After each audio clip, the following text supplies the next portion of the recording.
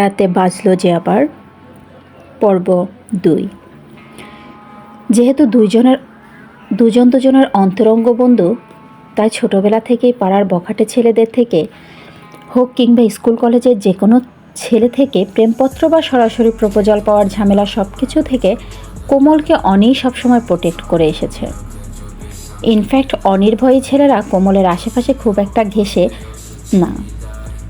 আর ছোট থেকে অনির পিছনে যখনই উটকো মেয়েদের লাইন লেগেছে, সেটাও কোমলের বুদ্ধিদীপ্ততায় সহজেই অনি এড়িয়ে যেতে পেরেছে। তাই দুজনেই দুজনের কাছে কখনো কিচ্ছু গোপন করেনি। অথচ সেখানে এরকম একটা ব্যাপার যেখানে কিনা এই প্রথমবার কোনো মেয়েকে অনির পছন্দ হয়েছে, সেরকম একটা ঘটনা অনি কীভাবে কোমল থেকে এড়িয়ে যেতে পারে, সেটাই আমাদের কোমল রানীর মাথায় ঢুকছে না। এবার আসা যাক আসল গল্পে। কোমল এতটা ছটফট করছে যে অনি খুব বেশিক্ষণ ওকে এভাবে ধরে রাখতে পারল না। আসলে হাতে লাগছে বলে একটু আহ করে উঠায়।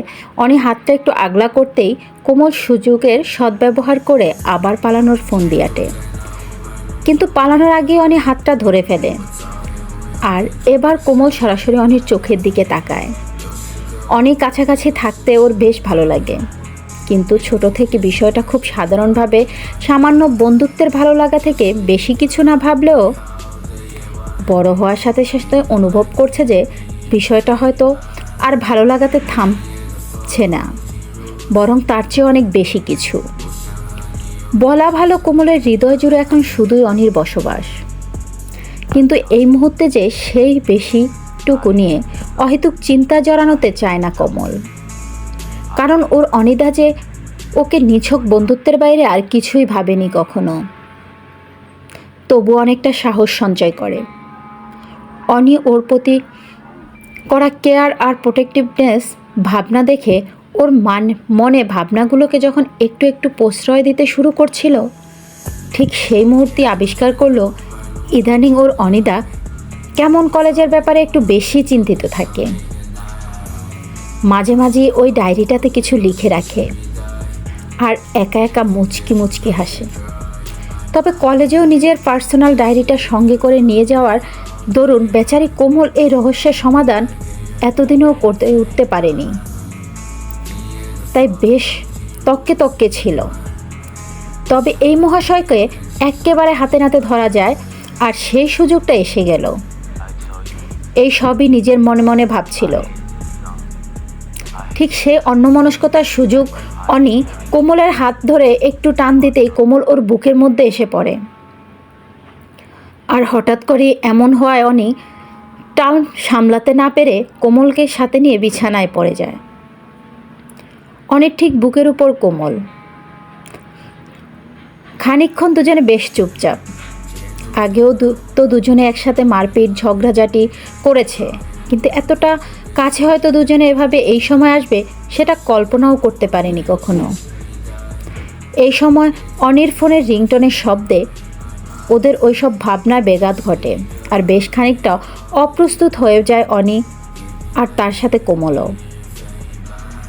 ঠিক কী কারণে দুইজনের ঝামেলা হয়েছিল সেটা যেন মাথায় নেই দুইজনের।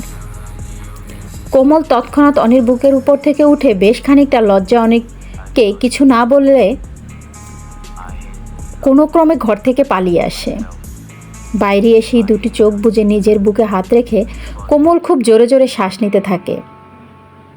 আর এতক্ষণ ধরে ওর অনিতার এভাবে কাছাকাছি আসার ঘটনাটা মনে পড়তে আনমনে ঠোঁটের কোণে এক চিলতে হাসি ফুটে ওঠে।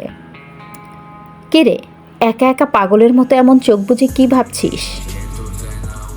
মামনির কথাগুলো শুনে সম্মতি ফিরতেই ডায়েরির লেখার নামটা মনে পড়ে যায় কোমলের, আর সাথে সাথেই ঠোঁটের কোণে উকি দেয় এক ফালি রোদ্দুর সরে গিয়ে একরাশ অভিমানের মেঘ জমতে শুরু করে ওর মিষ্টি মুখমণ্ডল জুড়ে।